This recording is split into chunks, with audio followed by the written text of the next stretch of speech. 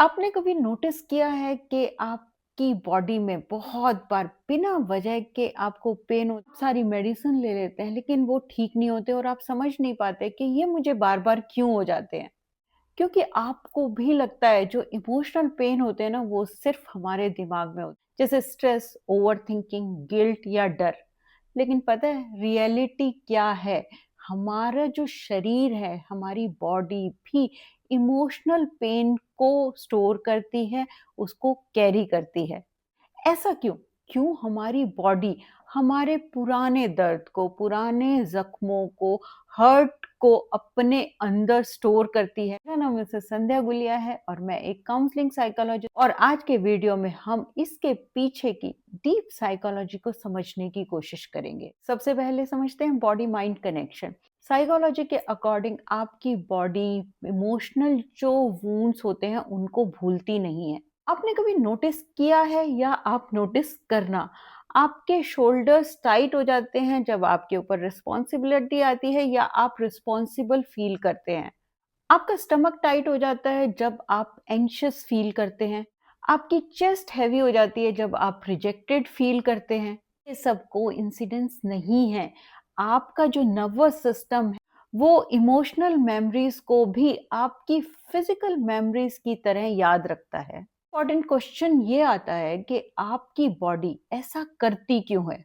होता क्या है जब आपको इमोशनल हर्ट होता है, जैसे रिजेक्शन, बिट्रेयल, कोई लॉस या डिसरिस्पेक्ट, तो एकदम से आपके माइंड को पता नहीं होता कि उस इमोशन को वो कैसे ले, कैसे प्रोसेस करे और वो आपको प्रोटेक्ट करने के लिए उस पेन को आपकी बॉडी में भेज देता है और इसको हम सोमेटिक स्टोरेज कहते हैं। जब चाइल्डहुड क्रिटिसिज्म मिला हो तो आपकी जो चेस्ट है वो टाइट रहती है। टॉक्सिक रिलेशनशिप में हेडेक हो सकता है और बहुत बार कांस्टेंट स्ट्रेस से आपके अंदर लोअर बैक पेन होता है। इस तरह से ना आपकी जो बॉडी है वो आपकी इमोशनल डायरी बन जा मतलब कि उसके अंदर सब कुछ फीड होता है। और दूसरा, इसको हम फ्रीज रिस्पॉन्स से समझने की कोशिश करते हैं। बहुत बार जब इमोशनल पेन बहुत ज्यादा होता है, बहुत इंटेंस होता है, तो हमारा माइंड फ्रीज रिस्पॉन्स में चला जाता है और हम नम हो जाते हैं, मतलब कि हम रिएक्ट नहीं करते। लेकिन हमारा शरीर रिएक्ट करता है और वो सब एब्जॉर्व करता है। इसलिए कभी-कभी जो पुराने ज़ख्म होते हैं वो हमारे शरीर में अलग-अलग पेन के रूप में आते हैं। अब देखने की कोशिश करते हैं आपको कैसे पता चले कि आपके शरीर में भी वो दर्द छुपे हुए हैं। कभी-कभी एकदम से ना बहुत हेवीनेस, कुछ भी नहीं हुआ होता लेकिन फिर भी आपको हेवीनेस फील होती है। कभी-कभी आप कुछ एक्सप्रेस कर रहे हो और आपका गला जैसे टाइट हो गया हो। और कभी-कभी आप बहुत ज़्यादा टायर्ड फ़ील करते हैं, थके हुए फ़ील करते हैं किसी आर्ग्यूमेंट के बाद। और बहुत बार किसी इमोशनल इवेंट के बाद आपके सिर में दर्द हो जाता है। और ये सिग्नल्स हो सकते हैं कि आपका शरीर आपसे कह रहा है और वो जो ये स्टोर्ड इमोशंस हैं उनको रिलीज़ करना चाहता है। और अब लास्ट में जानते हैं कि हम ये जो दबी हुई हमारी इमोशंस है इनको रिलीज़ कैसे कर सकते हैं। सबसे पहले तो अवेयरनेस है। बैठिए, जानिए कि मेरे अंदर चल क्या रहा है।